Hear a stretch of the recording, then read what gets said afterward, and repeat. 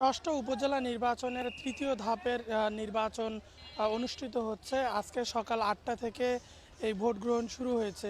রংপুর জেলায় দুটি উপজেলায় কিন্তু আজকে এই উপজেলা নির্বাচনের ভোট গ্রহণ হচ্ছে। একটি হলো রংপুর সদর উপজেলা, আর একটি হলো রংপুরের গঙ্গাচড়া উপজেলা।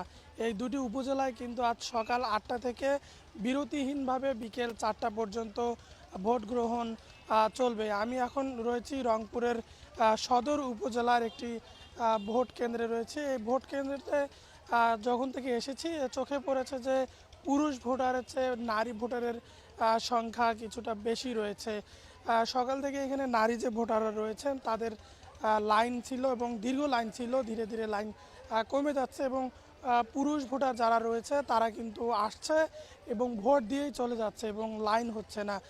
এখানে এই কেন্দ্রে যে বিষয়টি লক্ষ্য করা গেছে যে মোটামুটি ভোটার উপস্থিতি রয়েছে, কিন্তু এর আগে সকালের দিকে কয়েকটি কেন্দ্রে ঘুরে দেখেছি যে সেখানে ভোটার উপস্থিতি কম কিছুটা চোখে পড়েছে।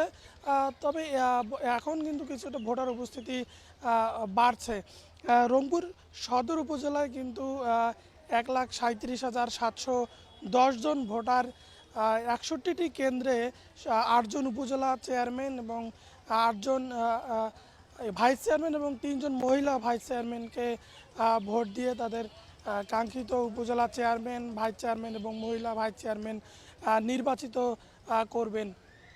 এখন পর্যন্ত আমি যে কেন্দ্রটি রয়েছি সেই কেন্দ্রে কিন্তু ভোটার উপস্থিতি মোটামুটি ভালো রয়েছে। এবং গঙ্গাচড়া উপজেলার কথা যদি বলি, গঙ্গাচড়া উপজেলায় ৮ জন চেয়ারম্যান প্রার্থী, ৭ জন ভাইস চেয়ারম্যান এবং ৩ জন মহিলা ভাইস চেয়ারম্যান লড়ছে।